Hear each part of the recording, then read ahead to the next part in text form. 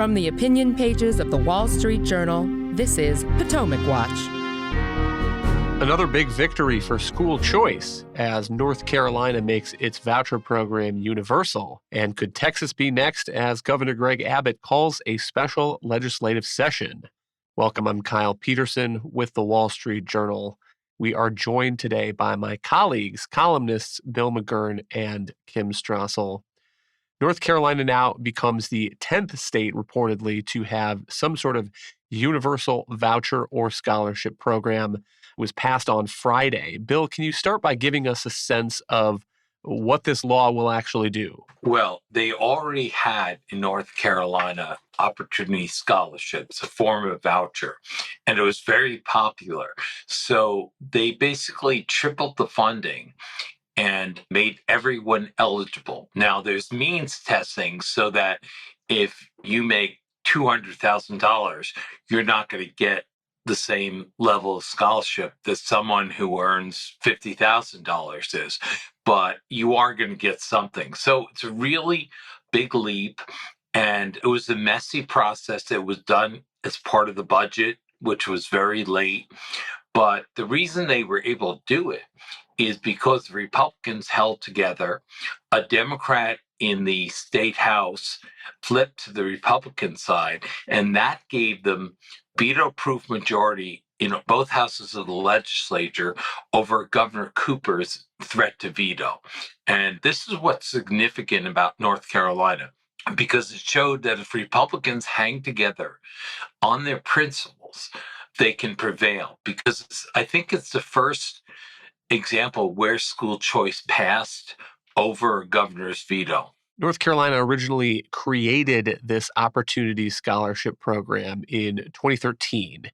And I've looked into some of the mechanics. This is a Raleigh News and Observer story. It says that last year there was about $135 million in voucher money spent, most of that going towards religious schools.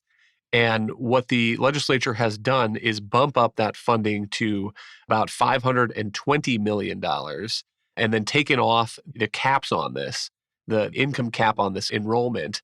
And as Bill explains, the funding is sort of means tested. So according to, again, the Raleigh News and Observer, the wealthiest families would get 45% of the amount the state spends per public school student. So a family of four making about $250,000 a year would get about $3,200 from this voucher program. A family of four making under $55,000 would get the maximum amount, $7,200. And Kim, I think what is notable about this move, it's another chance to make these kinds of programs universal, even if it is somewhat means tested. It means that everybody who is in the state and wants to take advantage of school choice gets some sort of funding back from the taxes that are being paid in, which wasn't the case before. People could have school choice and go to private school only if they could afford it. Right. It's really important. And that has been the trend that we've seen in the last couple of years. And it's so inspiring because for a long time, I think conservatives contented themselves with saying, okay, we know there's a lot of pushback to school choice. And so our argument is that we're going to target these programs for the kids that are most vulnerable, that need the most help. Inner city school children, for instance, just school districts where it's clearly evident that teachers have done a terrible job. The public school system is failing and they're not getting the education they need. But a lot of things have changed, Kyle, and it's been just so exciting to see. And of course, the biggest is that the teachers' unions way overplayed their hands during lockdowns, creating a lot of really furious parents. You've seen a renewed interest among the conservative grassroots in really trying to push this and push this more statewide in a much bigger scope. They've had the support of parents, but they've started getting involved in a lot of these fights and actually running ads in the states, organizing parents to come to school board meetings and express their own interest. And then that pressure has clearly worked. As Bill was noting, one of the main reasons that this worked in North Carolina was that Tricia Cotham, who was a Democrat, crossed the aisle in the end. And she noted that she sends her own son to a private school and that she simply was not going to be a part of a party state that was going to deny that to other people. So the universality of this has been huge. You've seen that. It's also happened in places like Arizona, an element of that in Florida. Also, a lot of innovation in these programs, like the Iowa school choice program. You get a certain amount. If you don't use it all, you can roll it into the next year. You can use it for other education expenses. So these programs are not only breaking out well past cities to go statewide and to be universal for anyone to use, but there's starting to be some real innovation in the way that they're created too. And they're going statewide in states that are not fully Republican controlled. Remember, Governor Cooper is a Democrat. And it does suggest, to me at least, Bill, that Republicans and school choice advocates have been winning this argument in a serious way. Some of the things that Tricia Cotham said when she decided to leave the Democratic Party and become a Republican, join the Republican caucus there, she said, we have to evolve. One size fits all in education is wrong for children. She said Democrats didn't really want to talk about children. They had talking points from adults and adult organizations. These were comments that she made back in April. So, Bill, notable that this is going through over the veto. Apparently, Governor Cooper says he's not going to veto this bill that passed last week. And also notable that Governor Cooper back in May was fighting this tooth and nail. He put out a statement saying that he was declaring a state of emergency for public education. And that was kind of a gimmick to my eye. You can say that it's a state of emergency, but if that doesn't unlock any new powers or change anything about government, it seems like it's mostly a public relations tactic. But here now we have the bill, and it's been passed, and it's going to go through over his objections, even if not his actual official veto. Yeah, exactly. Look, the state of emergency, as you suggest, was really ridiculous. It didn't do anything. And it just said Governor Cooper was another one who sent his daughter, I think, to a private school in Raleigh. And it's not a state of emergency when he makes a choice of a private school, but God forbid ordinary citizens in North Carolina get that choice and it becomes an emergency.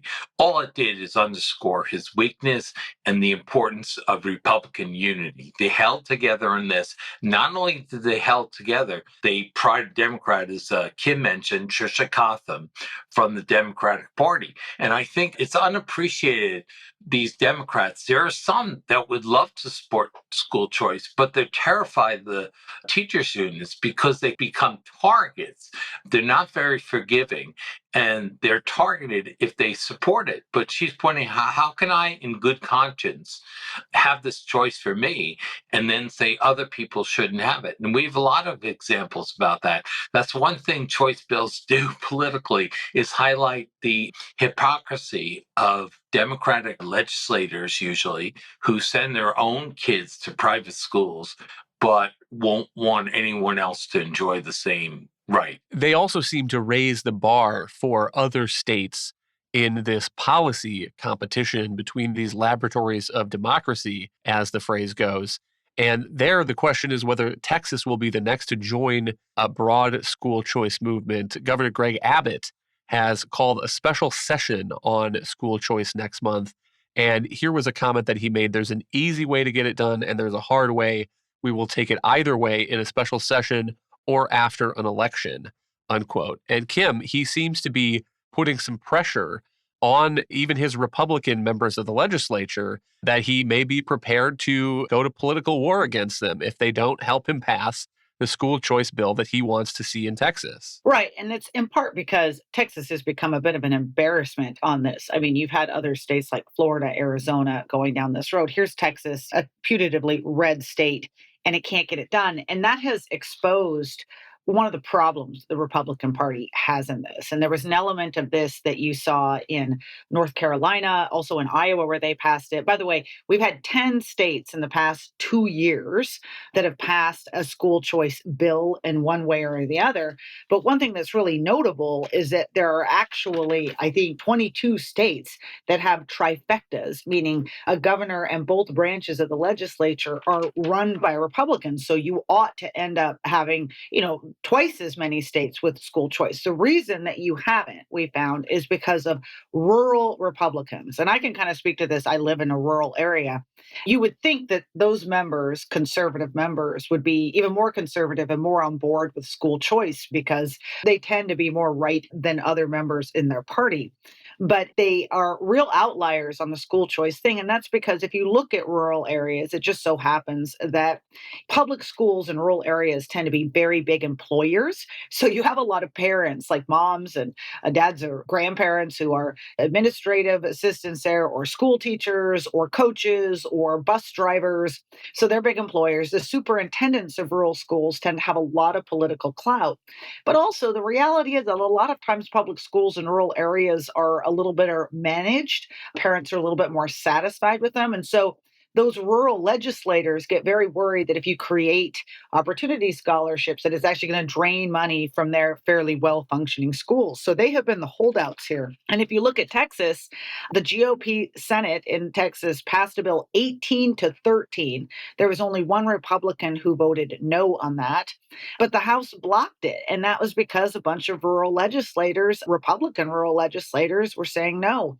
This despite the fact that last year, 88% of Texans in a non-binding ballot proposition agreed with the statement that Texas parents and guardians should have the right to select schools, whether public or private, for their children, and the funding should follow the students. So there's enormous public support for this, but rural Republicans won't get out of the way. And good for Governor Abbott. He's decided he's going to take them on. There's already some people stepping up to primary some of the holdouts, and this could be Texas's moment next.